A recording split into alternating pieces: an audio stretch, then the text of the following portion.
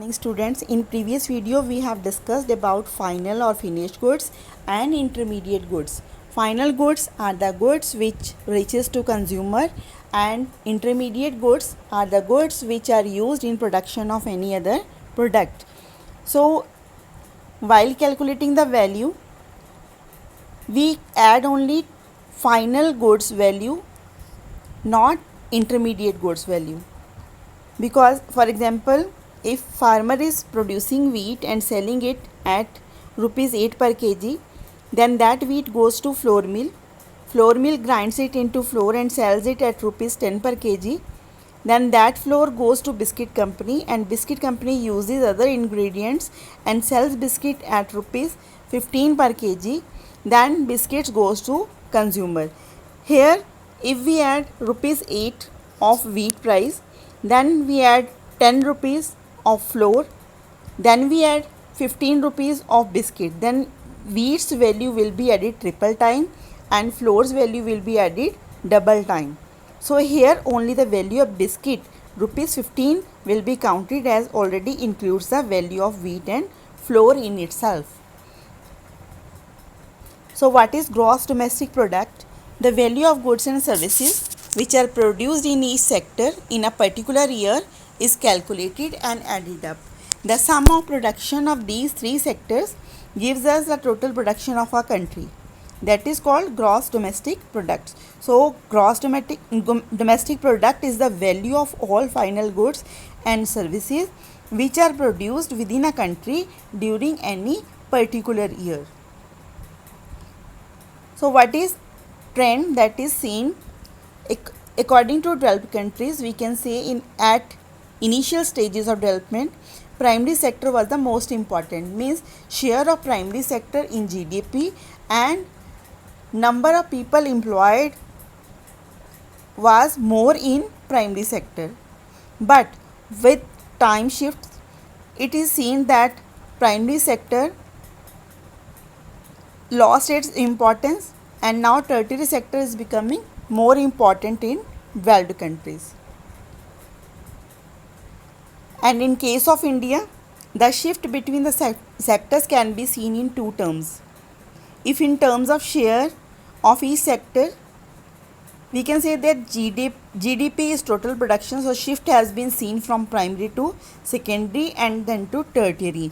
Means if we calculate the share of primary sector, that is getting less, and share of tertiary sector is getting more in GDP. So according to share of each sector in GDP, we can say tertiary sector is becoming more important. And in terms of employment in each sector, primary sector continues to employ the maximum people. Means primary sector is giving employment to more people, but its share in GDP is declining. While there has been change in share of three sectors in GDP, a similar shift has not taken place in employment. According to that bar graph, we can see that in 1973, share of primary sector, that is shown with green color, was more than tertiary sector and secondary sector, but in 2003, share of tertiary sector is becoming more and primary sector is becoming less important. Which sector do you think has grown the most over last few years? Obviously it was tertiary sector. In this bar graph, we can see that share of agriculture sector in GDP has decreased and that of tertiary sector has increased.